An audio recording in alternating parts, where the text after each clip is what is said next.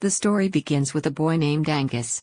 His mother sent him to swim in the sea, but he chose to sit quietly on the shore instead. Suddenly, he noticed a large egg half buried in the water. He took it out and studied it carefully just as his mother arrived and told him to come home. Angus quickly hid the egg in his bucket and followed Annie back. Annie was upset because Angus hadn't even tried to swim. He didn't argue. As soon as they reached home, he slipped away to his father's workshop. Soon, his sister Christy returned and asked Annie what Angus had done at the sea today. Annie replied that he just sat alone as usual. Meanwhile, Angus put down his things in the workshop, which belonged to his father, Charlie, who was away fighting in the army. Angus looked at his father's picture, then at the calendar, wondering when Charlie would come home. Next, he washed the egg, peeled off its outer layer, and was amazed to see a bright blue interior. Before the egg could hatch, Annie called him again, so he left it behind, and hurried inside. That night, heavy rain began, and Angus feared the egg wouldn't be safe in the workshop. He dashed back in the downpour only to find it had already cracked open. He peered inside and saw a strange creature. When he reached out, it snapped at him and Angus realized it was probably just hungry. He sprinted to get some food and when he returned, the creature was calmer as he fed it. Angus was gently feeding his new friend when Annie called once more. Reluctantly, he went to bed. The next morning, Angus woke to find a squad of soldiers at his door. He, Annie, and Christy greeted Captain Hamilton, who explained that enemy forces might try to invade by sea. His soldiers would stay at their house and prepare to defend the coast. The soldiers brought in supplies and set up their stations. Annie told Christy and Angus to stay in their room. Later, Angus went to the library to find a book about the mysterious creature. With the book in hand, he hurried back to the workshop only to find it in chaos and the creature chewing Charlie's boots. Realizing it was still hungry, Angus went to the kitchen for more food, but Sergeant, the army cook, stopped him at the door. Angus pleaded that the creature needed to eat, but Strunk refused. Then Angus offered to take out the kitchen garbage and Strunk agreed. Using scraps from the bin, Angus fed his new friend who ate eagerly. Angus named him Crusoe. After eating all the scraps, Crusoe swam happily in a bin of water that Angus filled. Meanwhile, Captain Hamilton drilled his men relentlessly, insisting they stay ready for an enemy attack at any moment. Angus left Crusoe alone in the workshop and slipped away so Annie wouldn't notice. Later, a man named Lewis arrived in town and went straight to the workshop where Annie was working. He asked for a job and Annie told him he would first have to clean the entire workshop. Lewis agreed and started right away. While cleaning, he carried out the dustbin where Angus had hidden Crusoe. When Angus saw this, he raced over to stop Lewis, but the bin was empty. Angus demanded to know who Lewis was and what he was doing in his father's workshop. He reminded Lewis that his father Charlie would soon return from the war. Lewis replied, "Look, brother, your father can claim the workshop when he comes back, but until then, I'm in charge here." Realizing Crusoe was in danger, Angus hurried back inside, then began searching the house for a safe spot. Meanwhile, Crusoe had slipped into the house. Sergeant Strunk's dog, Churchill, spotted him and chased after him, but the dog was chained and couldn't catch him. Crusoe darted into the bathroom just as Christy walked in. She screamed and ran upstairs. Angus calmed her down and explained that Crusoe was his pet, hatched from the strange egg he'd found by the sea. Christy was shaken, but promised not to tell Annie since Crusoe wouldn't harm anyone. Back in the workshop, Annie handed Louise some of Charlie's clothes to launder. Louis hesitated and asked if Charlie might never return. With a heavy heart, Annie admitted that Charlie had died when his ship sank at sea. Then Annie asked Louis to fix a leak in the bathroom. When Louis knocked on that very bathroom door, Angus and Christy tried to keep him out. After a long silence, Louis threatened to tell Annie what they were hiding. Finally, Christy was forced to open the door. Louis stepped in and said he'd come to fix the leak. Then, suddenly, his eyes fell on Crusoe. He froze and nervously asked, "What is that?" Angus told him Crusoe's whole story. Louis looked surprised and reached out to touch him, but Crusoe snapped at his hand. Louis exclaimed that Crusoe looked exactly like a seahorse, one of the rarest animals in the world. Legend says only one seahorse exists at a time. When one dies, a new egg hatches and a new seahorse is born. He told them about the seahorse's magical powers, just as Annie knocked on the door. Angus begged Louis to help hide Crusoe since Annie would never allow him in the house. Louis agreed. When Annie entered, she saw no creature, though Crusoe peeped out from his hiding spot, and Louis smoothly distracted her. Later, when Annie stepped outside, she met Captain Hamilton, who invited her to the soldiers' dinner. That night, Lewis told Angus they should return Crusoe to the sea, his true home, but Angus refused, insisting Crusoe belonged with him. Soon, the soldiers' dinner began at the house. Angus left Crusoe in the bathroom while he helped serve and forgot to close the door. Crusoe seized the chance and escaped. Meanwhile, Sergeant Strunk's dog, Churchill, caught Crusoe's scent and went wild searching for him. When Churchill spotted Crusoe, he chased him through the house, leapt onto the dining table, and ruined the entire feast. Everyone scolded Churchill, who was in for a beating.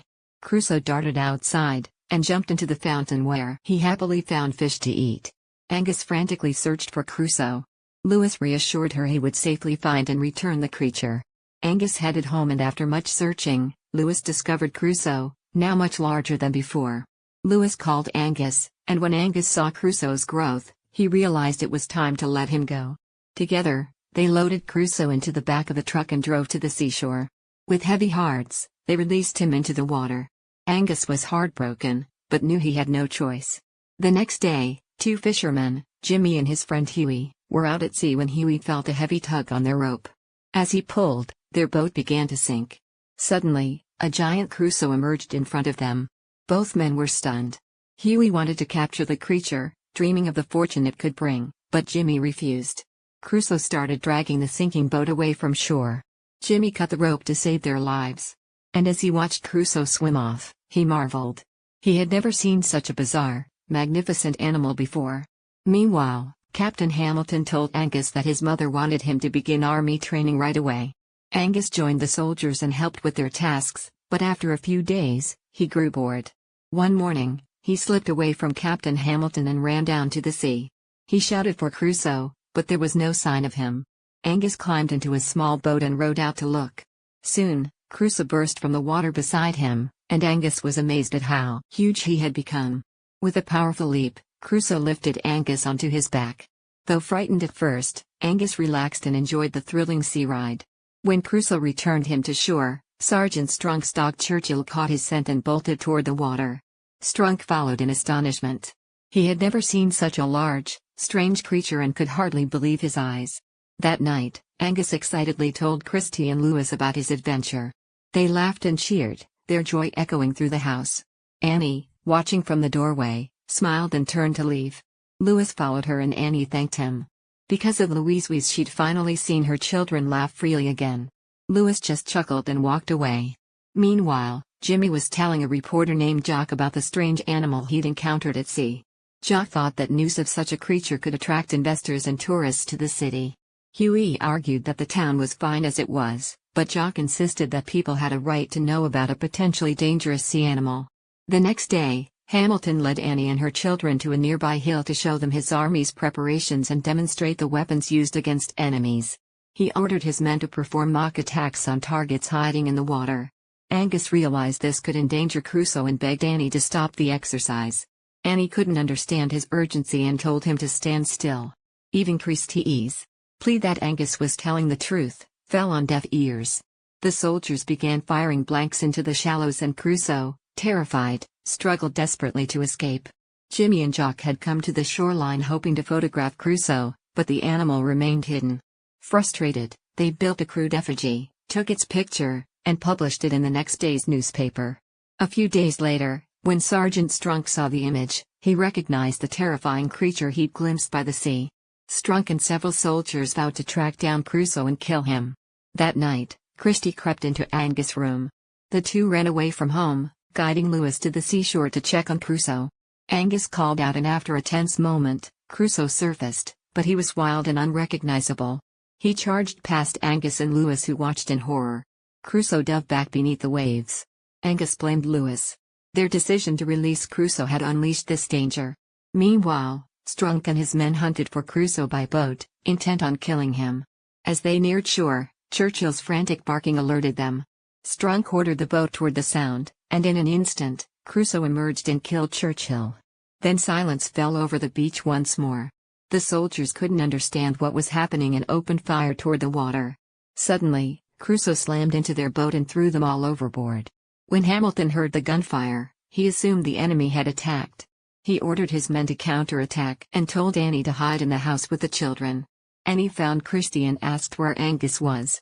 Christy said he wasn't home and Annie panicked. She couldn't leave Angus alone in a battle zone. Insisting on finding him, she followed Hamilton down to the shore. Despite his attempts to keep her safe, out on the water, Crusoe had gone wild. He grabbed Sergeant Strunk in his jaws and tossed him about like a rag doll. Angus arrived just in time and shouted at Crusoe, but the creature ignored him. Angus waded into the shallows to reach Crusoe, but slipped and began to drown. Seeing this, Crusoe dropped drunk and rushed back to save Angus, dragging him to shore. Lewis joined them, and they worked desperately to revive Angus. After a tense moment with no sign of life, Angus finally gasped and opened his eyes. Overjoyed, he saw Crusoe standing nearby. Meanwhile, Hamilton learned there were no enemy boats in the area, but he still ordered his men to keep firing at the water. When he waded ashore, Crusoe slipped back beneath the waves. Annie rushed to Angus' side, relieved he was alive. Angus tried to explain about Crusoe, but Annie, thinking it was a child's fantasy, told him to stop imagining things. At that moment, Crusoe emerged from the sea, and Annie realized Angus had been telling the truth. Hamilton too stood in stunned silence at the sight of the massive sea creature. Again, the soldiers opened fire at the water. Angus climbed onto Crusoe's broad back to steer him towards safety. Annie, terrified, begged Hamilton to stop the attack, but their radios had gone dead. Hamilton, Lewis, and Annie piled into a small boat and chased after them. Crusoe swam swiftly, but he ran headlong into a net the soldiers had laid to trap enemy vessels. Struggling against the mesh, Crusoe became entangled and fought to break free. When Hamilton's boat drew alongside, Lewis shouted for Angus to jump aboard. Before leaving, Angus leaned down and whispered to Crusoe, "You're my best friend. I'll never forget you." Then he dove into the water and scrambled into the boat. With one mighty leap, Crusoe cleared the net and dove back beneath the waves. Annie, Lewis, and Hamilton cheered. Crusoe was free and safe at last. Did you enjoy this adventure, or did it seem a bit childish? Let us know in the comments so we can bring you even better stories next.